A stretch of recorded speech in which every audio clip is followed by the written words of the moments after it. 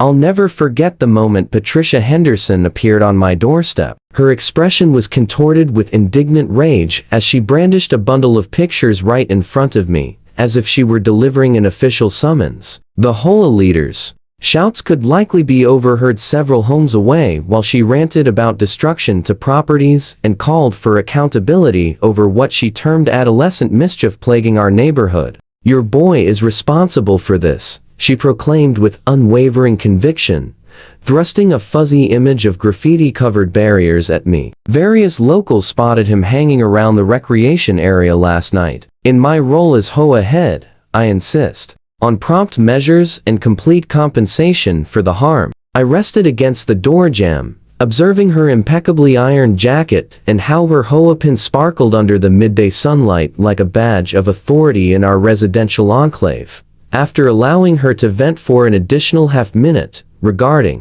neighborhood rules and real estate worth, I eventually responded in the most composed tone I could manage. "It might be wise to review the surveillance recordings beforehand, Patricia." The flicker of doubt in her assurance for that brief instant nearly made the bother worthwhile. My 16-year-old boy, Jake, had consistently been the reserved sort, far more engrossed in populating notebooks with detailed illustrations than stirring up any sort of mischief. Whereas other youths his age spent weekends at gatherings, Jake was typically discovered at the dining table laboring on his newest creative endeavor or preparing for his advanced placement courses. That's why Patricia's claim struck especially deep. She wasn't merely accusing some arbitrary adolescent. She was assaulting my child's integrity. The defacement occurred during the prior weekend. An individual had scrawled profanities on multiple enclosures along Maple Grove Avenue and marked the neighborhood park's stone barrier with vulgar drawings.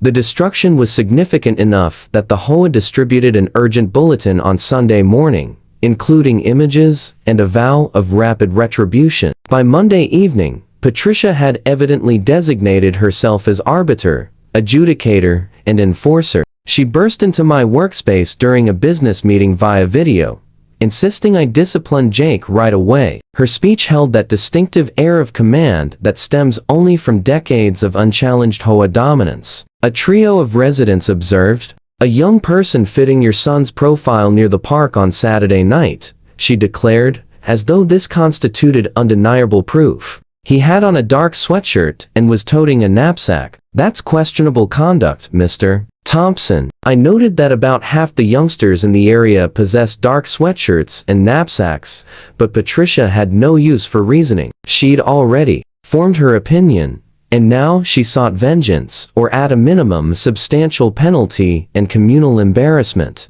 "The HOA committee will decide on penalties during Thursday's session," she stated with a smug grin. "I recommend to torpor your son for the repercussions of his deeds. We're considering at least a $5,000 penalty, along with required volunteer work. And naturally, this will be noted in his enduring HOA file." I wasn't even aware of enduring HOA files, but I held that observation back. The murmurs began nearly right away. Patricia possessed a talent for disseminating rumors quicker than a blaze in arid conditions. By Tuesday dawn, I noticed residents casting suspicious looks our way amid my early run. By Tuesday evening, Jake returned from classes, appearing downtrodden. "Mom questioned if I was involved," he murmured, dropping into a seat at the table. "Even she believes I'm at fault." That's when I realized I needed to push back. Patricia had overstepped by singling out my and lacking proof, and I refused to allow her to bully a blameless youth merely to feed her ego trip. Wednesday's HOA dispatch was a triumph of veiled hostile suggestions. Without explicitly identifying Jake, Patricia succeeded in hinting at his culpability throughout every section. She discussed specific youthful inhabitants who believe they're exempt from regulations and guardians who foster harmful actions by denying reality. The dispatch concluded with a note that Thursday's urgent committee gathering would tackle the defacement Evantan takes suitable corrective steps. I devoted Wednesday night to examining our residents' monitoring videos. Jake had been precisely where he claimed on Saturday evening in his bedroom, tackling a school art assignment. The recordings displayed him coming inside at 4:30 p.m. and staying put until Sunday morning for his job at the nearby bookshop. But while gazing at the videos, a different idea occurred to me. Our home featured security cams, but the neighborhood park did too. The HOA had set them up a couple of years back following a string of nighttime intrusions at the swimming facility. If anyone marred the park barrier, those cams would have recorded it all. I placed a few calls on Thursday morning. The park upkeep manager, Robert, proved unexpectedly cooperative after I detailed the circumstances. As it happened, he'd already retrieved the videos for the HOA's reimbursement request, but was unaware of Patricia's campaign against my son. "Allow me 60 minutes, Robert mentioned. I'll forward you the pertinent segments." Upon the email's arrival, I scarcely could believe my eyes. The recording was exceptionally sharp, depicting three youths nearing the park barrier at twilight on Saturday night. They extracted aerosol cans from their sacks and got busy, chuckling and bantering while they spoiled the stone facade. The instigator of the bunch, plainly identifiable in the high-resolution video, was no one but Patricia Henderson's boy, Bradley. I viewed the clip 3 additional times to confirm there was no error. Bradley Henderson, together with 2 of his athletic companions, had dedicated almost 20 minutes to ruining the park. The timestamp indicated 7:43 p.m., precisely at the moment Patricia asserted that observers had spotted Jake nearby. I transferred the recording to a flash drive and geared up for battle. The HOA gathering that evening was packed to capacity. Patricia had masterfully stirred up indignation, and a good portion of the residents had arrived to observe what they presumed would be Jake's communal humiliation. Patricia positioned herself at the forefront of the committee table, surrounded by her 4 associate members, all sporting identical HOA badges, like a sort of residential syndicate. She initiated the session with evident delight, her gavel hitting the surface with excessive vigor. After hastening through the routine topics, she dove into what she obviously regarded as the highlight. As everyone is aware, our lovely neighborhood suffered an assault last weekend through a pointless act of defacement, she commenced, her tone oozing with phony sympathy. Following a thorough inquiry, we have pinpointed the probable offender. She displayed her collection of hazy images and a documented account from one of her allies, asserting to have noticed a young male in shadowy attire close to the recreation area. The proof was ridiculously flimsy, but the committee participants bobbed their heads in agreement as if Patricia were offering genetic proof. Relying on numerous eyewitness reports and conduct trends, we conclude that Jake Thompson bears responsibility for this ruin, Patricia proclaimed. I propose that we levy a prompt penalty of $7,500, plus 200 hours of volunteer duty.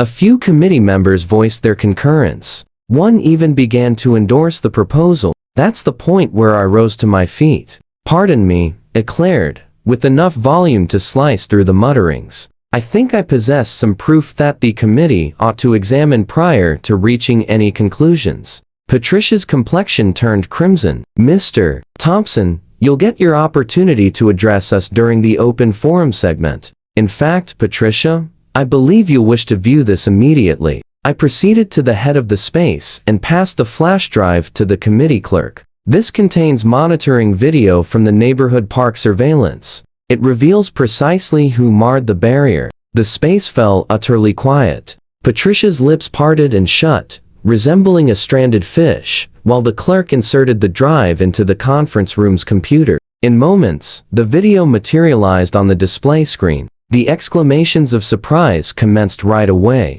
There stood Bradley Henderson, plain as daylight, applying aerosol obscenities to the park barrier. The camera perspective was ideal, capturing his features in complete clarity as he chuckled and exchanged palm slaps with his companions. The time indicator shone on the edge, eliminating any chance of arguing that video originated from another date. Patricia's expression shifted from scarlet to pale within a mere 3 seconds. She clutched the rim of the table while murmurs broke out across the space. On the display, Bradley discarded his depleted aerosol container into the shrubbery and proceeded to mark an additional portion of the barrier. This has to be an error," Patricia stuttered, but her speech had forfeited all its command. The committee participants were already pivoting against her. Inquiries come rapidly and intensely. How could she indict a guiltless youth when her own offspring was the wrongdoer? Was she aware of this for the session?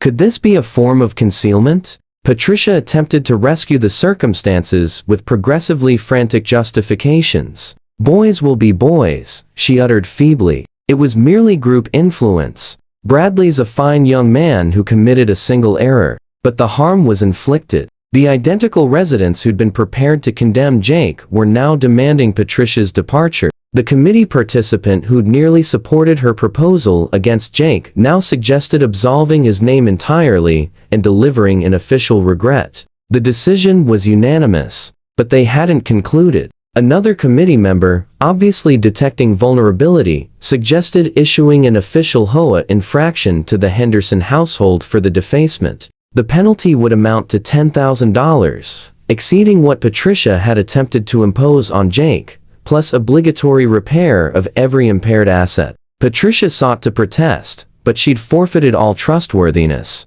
The suggestion succeeded 4-1, with Patricia submitting the sole opposing ballot. The ultimate strike occurred when the committee's finance officer rose. Considering the grave error in discernment shown this evening, I suggest conducting a ballot of no trust in our present HOA leader. The ballot was quick and harsh. Patricia Henderson, who'd governed the HOA with rigid control for 6 years, was ousted from her role by unanimous resolution. She remained seated in disbelief as the committee promptly selected a fresh leader and started debating extra penalties against Bradley and his associates. Moreover, the fresh leader declared, the Henderson household will bear accountability for every restoration expense, which our upkeep manager approximates at roughly $3,000. This comes on top of the $10,000 penalty. Neglecting to settle within 30 days will lead to a lien being imposed on the estate. Patricia's fingers trembled as she collected her documents.